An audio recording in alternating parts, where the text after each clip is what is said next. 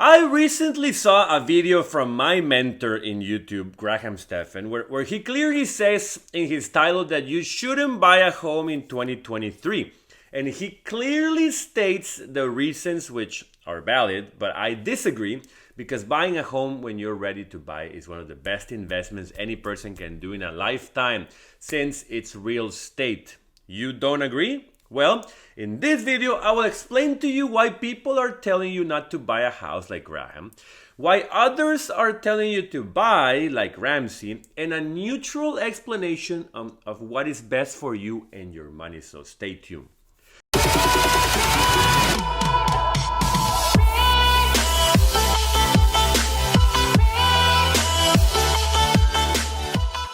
Hi there, my name is Jaime Shekaiben, and I welcome you to my channel, The Foreigner in America, where I teach locals and foreigners everything they need to know about producing money, keeping money, and multiplying it, specializing in the markets and real estate.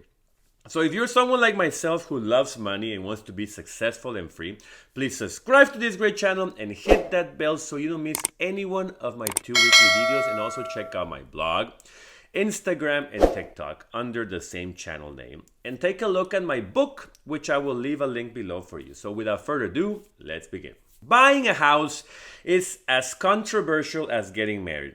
You know, many people tell you not to do it or to postpone it as much as you can, to get a prenup, to live together for many years, to accomplish a bunch of things beforehand, and so on. While others might tell you it's the best thing they've done in their lives and are happy, there's always a bright side and a dark side for every opinion you get from a human being. I will say, if you ask 10 renters about home buying, they will have a different thought than if you asked 10 homeowners, and also 10 foreclosed homeowners who lost everything, or people that got flooded and had no flood insurance, etc. As cheesy as it might sound, the opinion of your family, friends, and co-workers about buying a house is not important, but what you think about it and the numbers.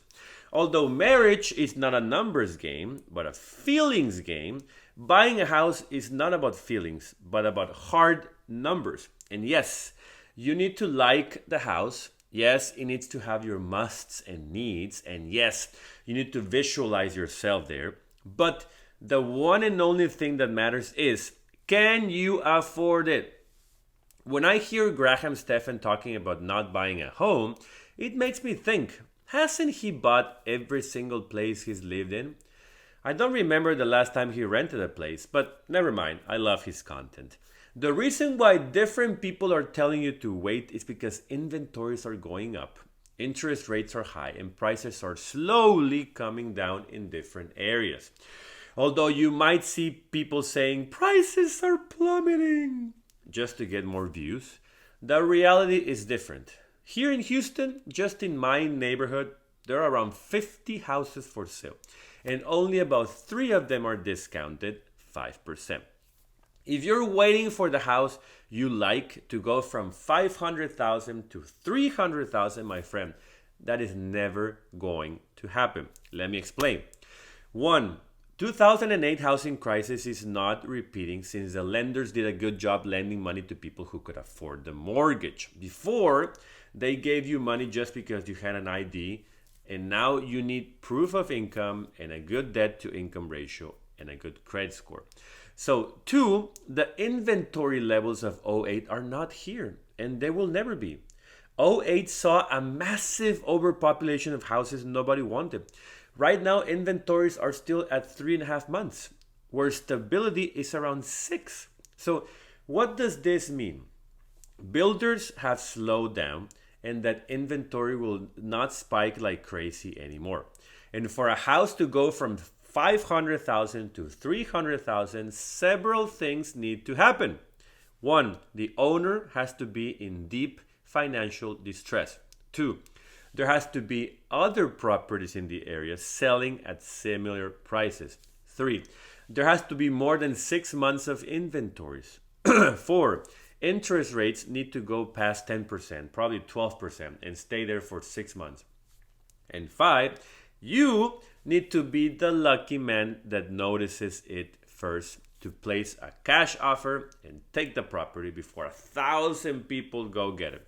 Do you see how hard it is? Now, does this mean you should pay full price for a property? Not really. Assess with your realtor the best price and bid on the house. Maybe you can get an adjustment that will take care of your closing costs and fees, or some maintenance needed on the property. The other reason why people are telling you not to buy is because mortgage rates are high.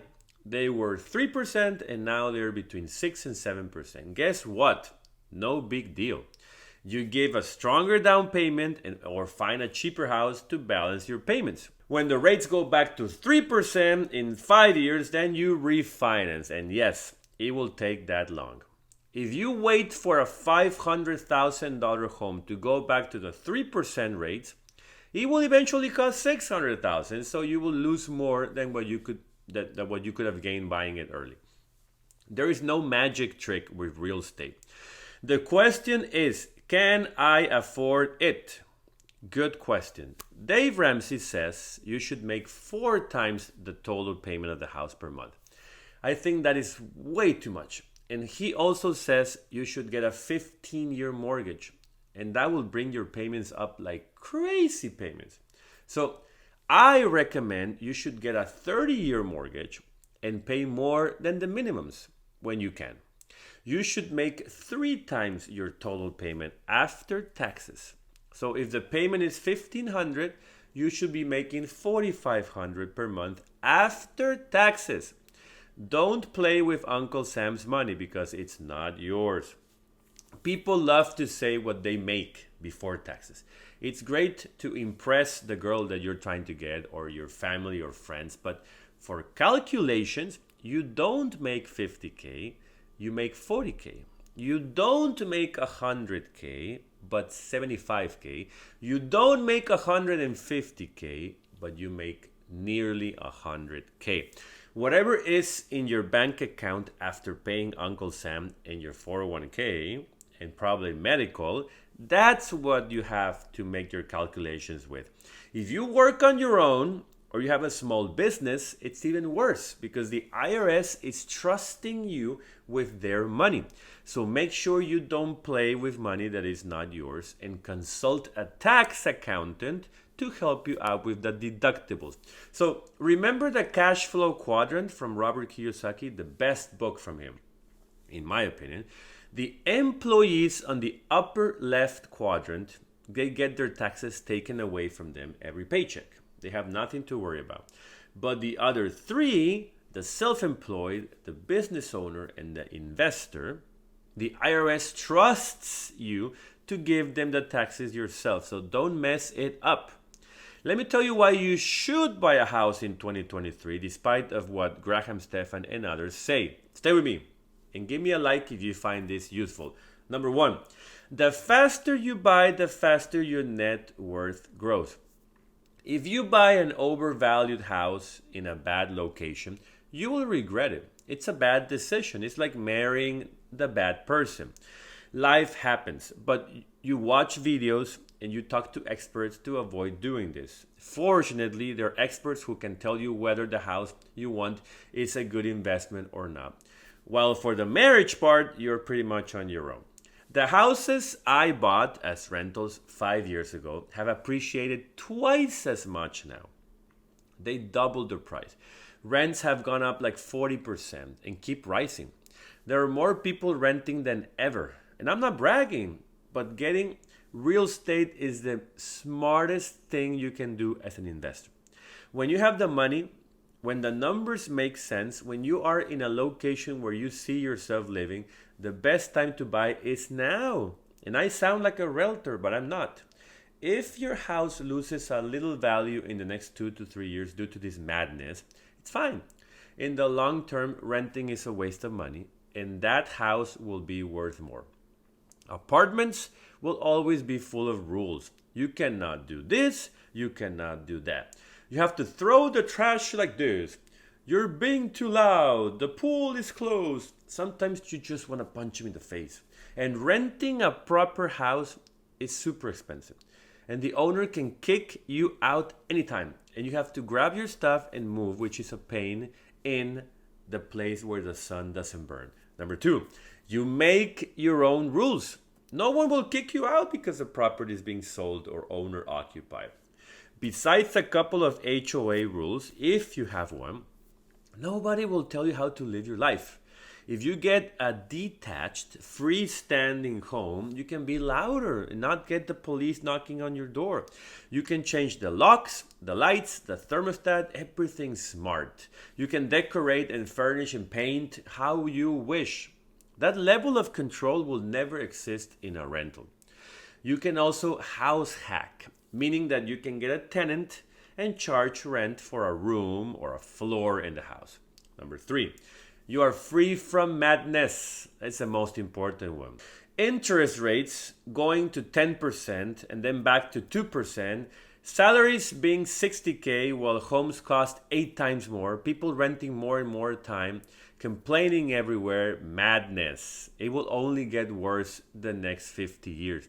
So when you are already a homeowner and you ran the numbers, you can pay your mortgage, or even better, your house is paid off. You're not affected by the madness. If in 10 years or 20 years, the salary is 80K and a house costs 1.5 million, something stupid, do you care? No. Guess what?